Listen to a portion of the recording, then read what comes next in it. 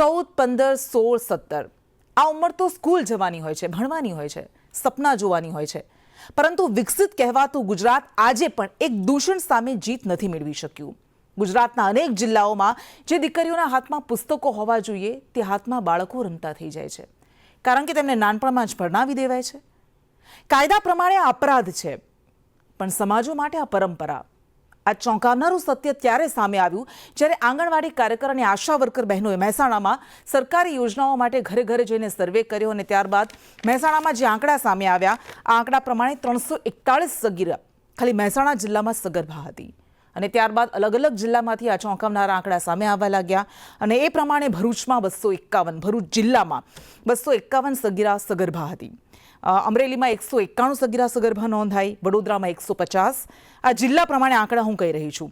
દાહોદમાં 68, ગીર સોમનાથમાં 34 સગીરા. આ ઉપરાંત પોરબંદરમાં આજે આંકડા સામે આવ્યા છે. પોરબંદર જિલ્લામાં 20 સગીરા સગર્ભા નોંધાઈ છે. બનાસકાંઠામાં 41, અરવલ્લીમાં 92 સગીરા સગર્ભા નોંધાય. આ માત્ર આટલા જિલ્લાના આંકડા સામે આવ્યા છે.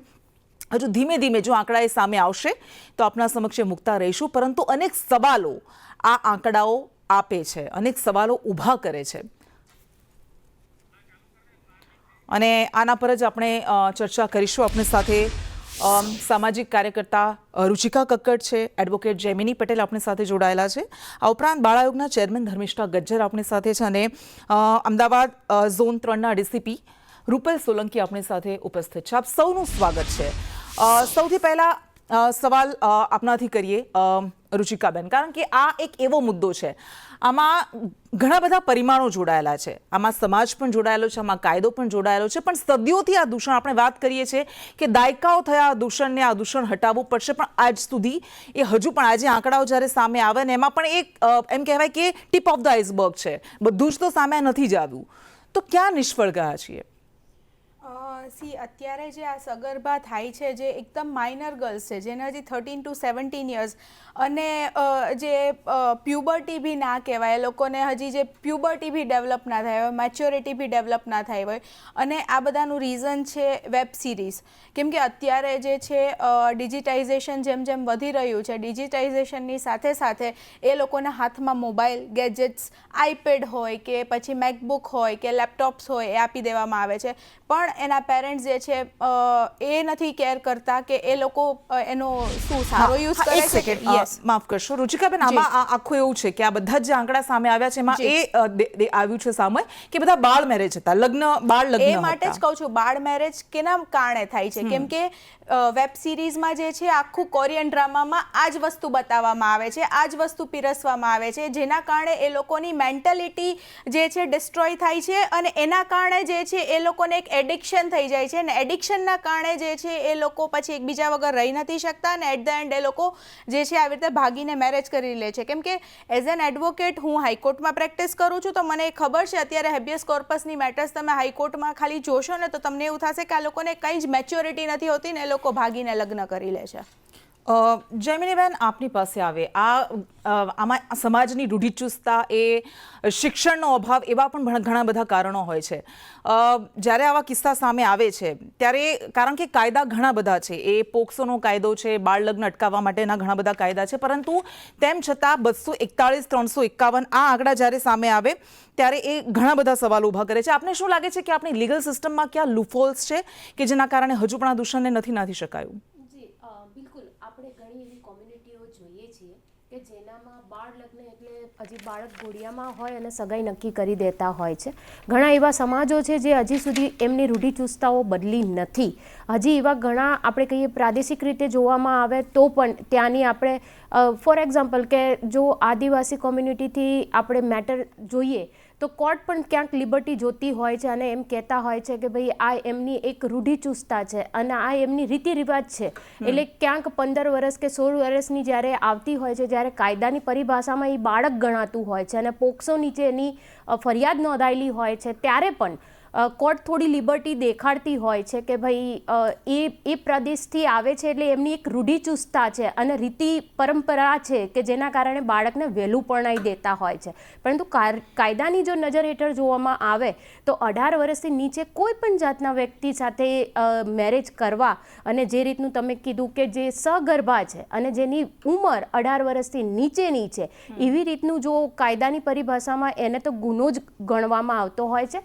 પરંતુ આપણને જો ચેન્જીસ કરવાની જો જરૂર હોય તો એક સમાજ લેવલે પોતાની માનસિકતા બદલવાની જરૂર છે. અત્યારે આપણે એમ કહીએ છીએ કે લોકો પોતાની જાતને અનસેફ ફીલ કરી રહ્યા છે. કોઈ પણ દીકરીના મા બાપ છે પોતાની જાતને અનસેફ ફીલ કરી રહ્યા છે. હું કોઈ પર્ટિક્યુલર કોમ્યુનિટીને નથી ટાર્ગેટ કરતી હોતી, પરંતુ કોમ્યુનિટી એવી રીતે મેટરો વધી રહી છે. 12 વર્ષની દીકરી છે તો લવ અફેર ફ્લોર પર આવે છે. 12 વર્ષ એટલે બાળકની ઉંમર શું થઈ? એટલે એના કારણે માતા પિતા છે પોતાની જાતને અનસેફ ફીલ કરતા હોય છે. એવા સંજોગોમાં આપણે એમ કહીએ છીએ ને કે મા બાપ એમ કે આપણે ક્યાંક ફિક્સ કરી દઈએ તો એ આજુબાજુ ફંટાય નહીં અને આપણે એમને સેટ કરી દઈએ. એવા સંજોગોમાં આપણે કહીએ કે જ્યારે સમાજ અને માતૃત્વ જ્યારે અનસેફ પોતાની જાતને ફીલ કરતી હોય ત્યારે આવા ડિસિઝનો લેતા હોય છે. તો એવા સંજોગોમાં કાયદાનું કામ કરે છે. કાયદો સ્ટ્રિક્ટ પણ છે. પોક્સો નીચે થયેલી કોઈ પણ ફરિયાદ છે એનામાં મિનિમમ સજા 20 યર્સની થતી હોય છે. એવું અમે અત્યારે જે પ્રાઇમા ફેસી જોયેલું છે. એવા સંજોગોમાં અત્યારે કાયદો પોતાનું કામ કરે છે, પરંતુ સમાજ લેવલે પોતાની માનસિકતા બદલવાની પ્રાઇમા ફેસી જરૂરી છે. અચ્છા, હા. અને સામાન્ય રીતે જ્યારે આવા બાળ લગ્નની વાત આવે એટલે એક એવી માન્યતા હોય કે હા, ટ્રાઇબલ એરિયાઝમાં વધારે થતું હશે, પણ મહેસાણા જે એકંદરે તુલનાત્મક રીતે સામાજિક રીતે આર્થિક રીતે સમૃદ્ધ કહેવાય છે, ત્યાં સૌથી વધારે આંકડા સામે આવે છે અને દાહોદમાં 68 છે.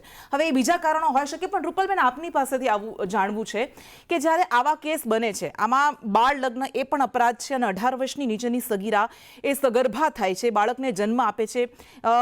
આવું જ્યારે થાય, આવા કેસ જ્યારે બને ત્યારે પોલીસ આમાં શું કરે છે? શું પ્રોએક્ટિવ સ્ટેપ્સ લે છે? અને બીજો સવાલ આની સાથે જ કે આમાં પોલીસને કયા ચેલેન્જીસનો સામનો કરવો પડે છે, કારણ કે આમાં સમાજ પણ જોડાયેલા હોય છે.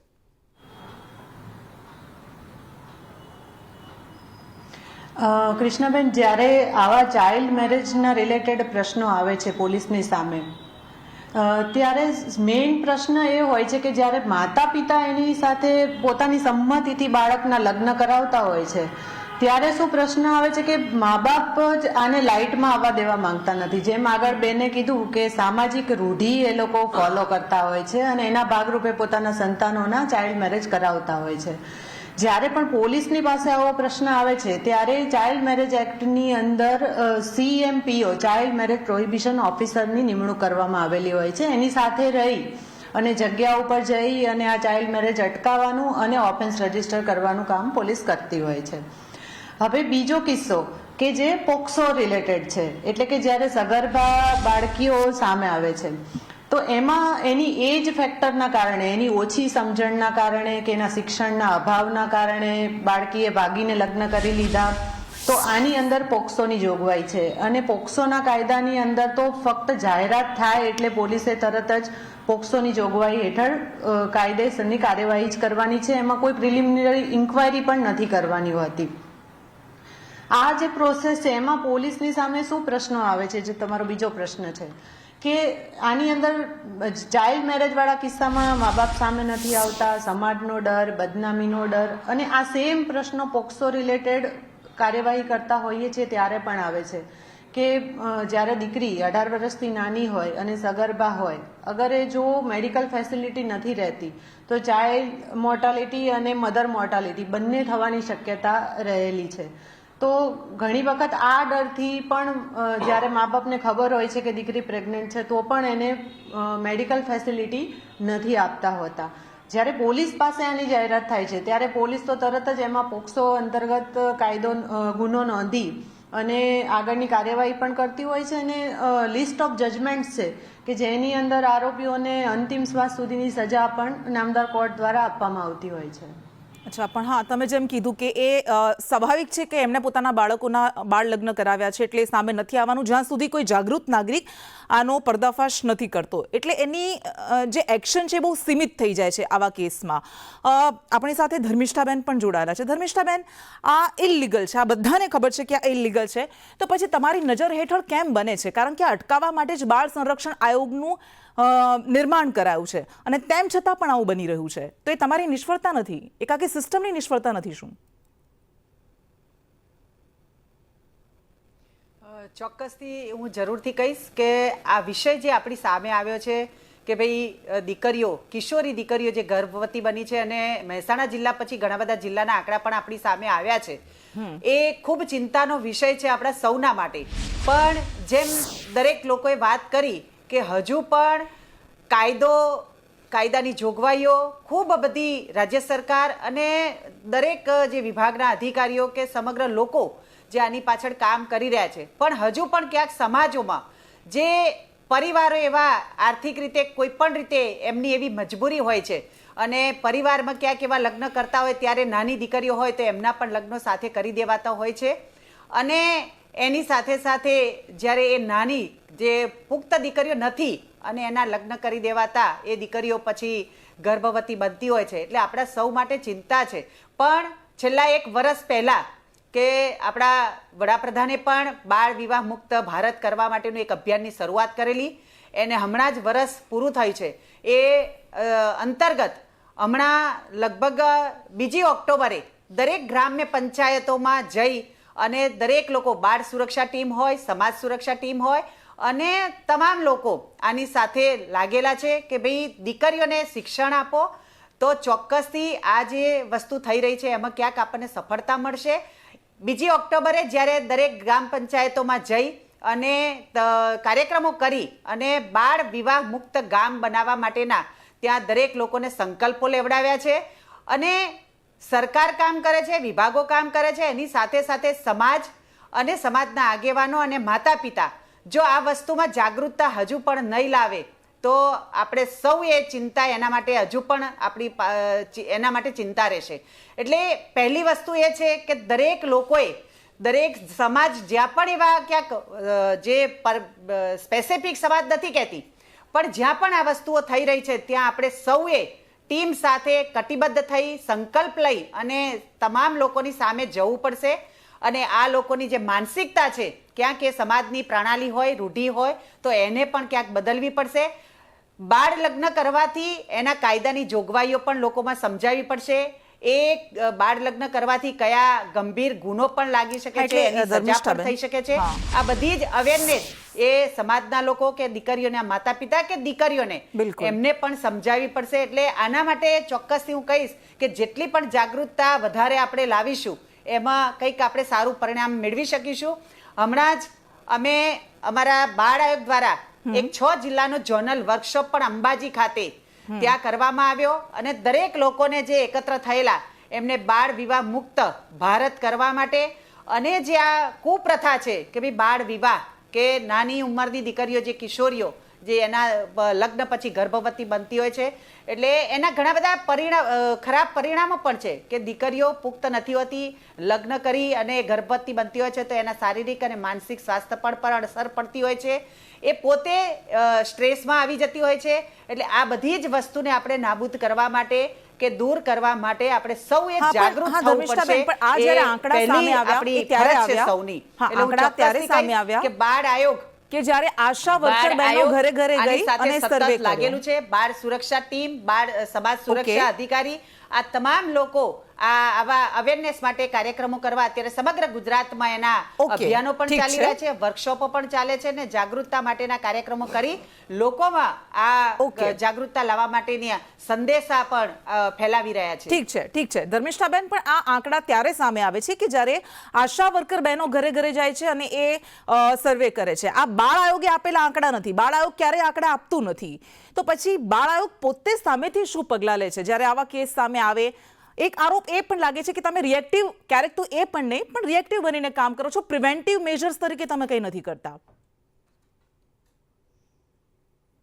ચોક્કસથી અમે નક્કી કર્યું છે, મેં જેમ કીધું કે હમણાં જ જે બાળ વિવાહ મુક્ત અભિયાનો શરૂ કર્યા છે જાગૃતતા માટે, અમે પણ દરેક જિલ્લામાં જઈ અમારા જે જિલ્લાઓમાં પણ બાળ લગ્ન પ્રતિબંધક અધિકારી પણ હોય છે એની સાથે સંકલન કરી દરેક જિલ્લાઓમાં જ્યાં પણ આવા વિસ્તારો છે, જ્યાં પણ આવા બાળ વિવાહ વધારે થતા હોય કે આવા જે કેસો સામે આવ્યા છે ત્યાં જઈ અને અભિયાનો કરી, અવેરનેસ માટેના કાર્યક્રમો કરી ચોક્કસથી આ આંકડાઓ જે આપણી સામે આવ્યા છે એમાં કેવી રીતે આપણે ઘટાડો કરી શકીએ અને આવનારા સમયમાં આ જે ઘટનાઓ ન બને એના માટે પણ અમે તત્પર છીએ. ઠીક છે રુચિકાબેન, ફરી આપની પાસે આવે. જેમ રૂપલબેને પણ કીધું કે જ્યારે આવું થાય, આ માત્ર બાળ લગ્ન સાથે જોડાયેલો મુદ્દો નથી, પરંતુ એ દીકરીઓના સ્વાસ્થ્ય આરોગ્ય સાથે જોડાયેલો મુદ્દો છે. કારણ કે એ 18 વર્ષથી નીચેની બાળકી સગીરા જ્યારે એ સગર્ભા બને ત્યારે એ મેટર્નલ મોર્ટાલિટી રેટ પણ વધી જતો હોય છે, ઇન્ફન્ટ મોર્ટાલિટી રેટ પણ વધી જતો હોય છે અને ઘણીવાર એનો જીવ પણ જોખમમાં આવી જતો હોય છે. એવા કિસ્સા પણ બને છે. પરંતુ આ આખો મુદ્દો જ્યારે આપણે ચર્ચા કરી રહ્યા છીએ એમાં એવા બહુ ઓછા કિસ્સા છે કે જેમાં એ બાળકી સાથે ક્રાઇમ થયો હોય અથવા તો એ બાળકી, તમે જેમ શરૂઆતમાં કીધું કે એ લવ અફેર હોય અને ભાગીને ગઈ હોય, પણ આમાં સમાજની ભૂમિકા ઘણી શંકાસ્પદ રહી છે. તો તમને શું લાગે છે કે ત્યાં શું કરવાની જરૂર છે વધારે? જી, જ્યારે આવું થાય છે ને ત્યારે સમાજના ડરથી સમાજને કહી નથી શકતી કે સોશિયલ સ્ટિગ્માનો જે ડર હોય છે એને કે ભાઈ હું સોસાયટીમાં કહીશ તો મારા ભાઈ બહેનનું શું થશે, અથવા તો એની સાથે કોઈ અનવોન્ટેડ ટચ થયો હોય તો ઘણી વખત પોલીસ સ્ટેશનમાં જાય. હવે તો જો કે મહિલા પોલીસ સ્ટેશન છે ને એનીવેર યુ કેન ફાઇલ, પણ એ કાયદો બી છે કે જ્યારે ફરિયાદ કરવા જાય છે ત્યારે ત્યાં મહિલા પોલીસ પર્સોનલ અવેલેબલ હોવી જોઈએ તો જ તમારે ફરિયાદ કરવાની. અને સાથે સાથે જેમ ધર્મિષ્ઠાબેને વાત કરી કે એ લોકો જે છે બધાને અવેરનેસ આપવા જાય છે, તો હું એમને ખાલી એટલી વિનંતી કરીશ, એ આપતા જ હશે પણ prohibition of child marriage act બી છે જેમાં એવી જોગવાઈ છે કે 18 વર્ષથી નીચેની દીકરી અને 21 વર્ષથી નીચેના દીકરાના કોઈના જો એ લોકોના મેરેજ થતા હોય અથવા તો કાયદાકીય રીતે આ સલાહ આપવાની કે ત્યાં 2 વર્ષની સજા થઈ શકે છે અને 1 લાખ સુધીની પેનલ્ટી થઈ શકે છે. આવી કાયદાની અવેરનેસ, કેમ કે એ છે જ, કાયદો તો છે જ, એનું ઇમ્પ્લિમેન્ટેશન બી થઈ રહ્યું છે 2007થી, પણ કોઈને ખબર નથી. ત્યારે આ બધું વધી રહ્યું છે અને સમાજની દ્રષ્ટિએ જોવા જઈએ તો આને રોકવા માટે થઈને આની અવેરનેસ, જેવી રીતે પોક્સોને બધા છે કાયદાઓ, પણ જ્યારે ફરિયાદ કરવા જાય ત્યારે ત્યાં સુધી તો કોઈને કશી ખબર જ નથી પડતી. જ્યારે એ લોકોના એક સમય પછી એ લોકો તપાસ માટે જાય છે ત્યારે એને ખબર પડે છે. તો માટે આને અટકાવવા માટે એક અવેરનેસ જરૂરી છે. ઠીક છે જયમિનીબેન, આપણી પાસે સમય બહુ ઓછો છે એટલે શોર્ટમાં હું એવું ઈચ્છીશ કે જવાબ મળે. આવું જ્યારે થાય છે, કારણ કે મોટાભાગના આવા કેસમાં એવું સામે આવ્યું છે કે એ કોઈ સજા નથી થતી, તો પછી તો આમાં એવું થઈ જાય ને કે આખી જે સિસ્ટમ છે એ ઇનડાયરેક્ટલી લેજિટિમાઇઝ કરી દે છે આખા મુદ્દાને.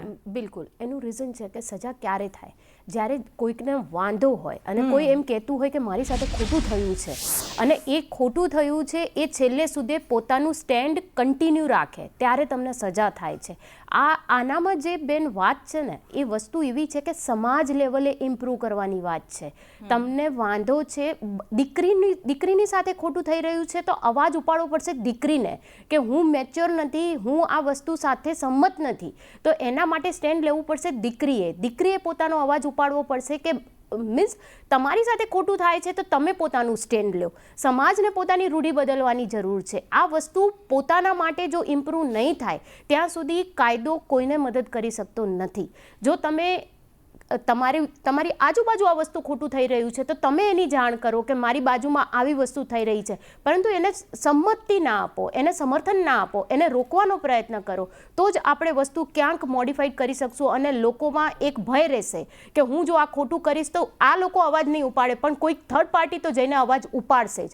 તો એવા સંજોગોમાં હું સર્વેને વિનંતી કરું છું કે તમને ક્યાંય પણ એવું દેખાય કે આવું ખોટું થઈ રહ્યું છે તો એની વસ્તુ તમે પોલીસ સ્ટેશન સુધી માહિતી પહોંચાડો, જેના થકી આપણે ખોટું અટકાવી શકશું. હા, એટલે ક્યારેક એવું થાય છે કે કાયદાનો પન્નો એટલા માટે પણ ટૂંકો પડતો હોય છે કારણ કે સમાજ એમાં આવા દૂષણને પ્રોત્સાહિત કરતા હોય છે. રૂપલબેન, આપની પાસે આવે, જ્યારે 18 વર્ષની નીચેની કોઈ સગીરા સાથે દુષ્કૃત્ય થયું હોય ત્યારે એ પોક્સો કેસ એમાં લાગી જતો હોય છે, પરંતુ અહીંયા એ બાળ લગ્ન સાથે જોડાયેલો છે, એમાં માતા પિતા પોતે એ બાળકીના લગ્ન કરાવે છે. તો આ કેસમાં પોલીસ કઈ રીતે કામગીરી કરે છે? શું એમાં પોક્સો કેસ લાગે છે? જો નથી લાગતો તો કેમ નથી લાગતો? કઈ રીતે કાર્યવાહી થાય છે? પોક્સોની કાર્યવાહી છે એ ચાઇલ્ડ મેરેજ એક્ટની કાર્યવાહીથી થોડીક અલગ છે. પોક્સોની અંદર દુષ્કૃત્ય અને એની શરૂઆત એ આખી વસ્તુ એમાં આવરી લેવામાં આવી છે. જ્યારે માતા પિતાએ ઇન્વોલ્વ થઈને દીકરા દીકરીના મેરેજ આ રીતે કરાયા છે ત્યારે પોલીસનો રોલ એવો છે કે જે ચાઇલ્ડ પ્રોહિબિશન ઓફિસર છે, ચાઇલ્ડ મેરેજ પ્રોહિબિશન ઓફિસર, એની સાથે જઈ અને જગ્યા ઉપર જઈ અને દીકરીને રેસ્ક્યુ કરવાની છે અને આ ઘટના બનતી ચાઇલ્ડ મેરેજ થતાં અટકાવવાના છે.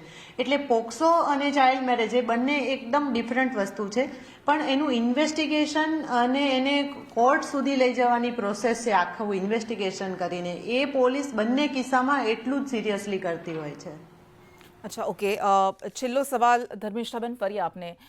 શું આપણી પાસે એ સ્ટેટ વાઇડ આખી એવી સિસ્ટમ છે કે જ્યાં કોઈ બાળકી સાથે, સગીરા સાથે એ જ્યારે પ્રેગ્નન્ટ થાય છે એ મેડિકલ ફ્રેટર્નિટીમાં સામે આવે, એ હોસ્પિટલ્સ પાસે કેસ આવે તો એ બાળ આયોગ સીધું અલર્ટ થઈ જાય, એને ખબર પડી જાય, એ પ્રકારનું આખું નેટવર્ક શું તૈયાર કરાયેલું છે? ટૂંકમાં જવાબ.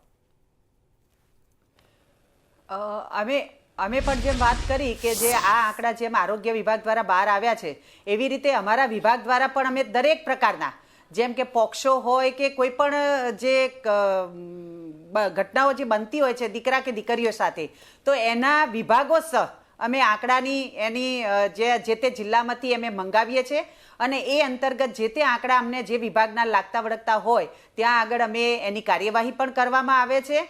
અને આ જેમ કીધું કે ભાઈ બાળ વિવાહ એટલે એ ખરેખર ક્યાં બાળ વિવાહ જે બાળ લગ્ન અધિનિયમ પણ છે, એની કાયદાની જોગવાઈઓ પણ છે, સજાની પણ જોગવાઈ છે. એટલે ખરેખર જ્યાં પણ દીકરી કદાચ જ્યાં બોલી નથી શકતી અને સમાજના એવા દૂષણો છે કે ક્યાંક ત્યાં પોલીસ પણ કામ નથી કરી શકતી, એવા દૂષણોને ટાળવા માટે આપણે સૌએ પ્રથમ તો જાગૃતતા લાવી. આ જે કાયદા છે એ દરેક જગ્યાએ, દરેક ગ્રામ પંચાયત લેવલે એ કાયદાઓના જાહેરાતો ત્યાં પણ પોસ્ટરો લાગે, લોકોને ત્યાં ગ્રામ સભાઓમાં કે દરેક જગ્યાએ જઈ એમને અવેર કરવામાં આવે. હા, એટલે આ બધી જે વસ્તુ કરીશું ને તો એનાથી ખરેખર ચોક્કસથી આમાં ક્યાંક આપણે પરિણામ મેળવી શકીશું. હા, બિલકુલ. આમાં સૌથી વધારે મહત્વની ભૂમિકા તો બાળ આયોગની થઈ જાય છે. આપણે આશા રાખીએ કે બદલાવ આવે અને આ દૂષણ ધીમે ધીમે નાબૂદ થાય, કારણ કે આ એવા દૂષણો છે કે જે ઓવરનાઇટ નાબૂદ નથી થઈ શકતા. ઠીક છે, તમામ અમારી સાથે જોડાયા, આપનો ખૂબ ખૂબ આભાર. અને જ્યારે આવા કિસ્સા સામે આવે ત્યારે કેટલાક પરિવારોની સમસ્યા નથી, પરંતુ આખા સમાજ માટે ખતરાની ઘંટડી સમાન છે, કારણ કે દરેક એ સગીરા જે સગર્ભા બને છે, ન માત્ર એનું બાળપણ ઝૂંટવાય છે પરંતુ સાથે એનું ભવિષ્ય પણ દાવ પર લાગી જાય છે. નમસ્કાર.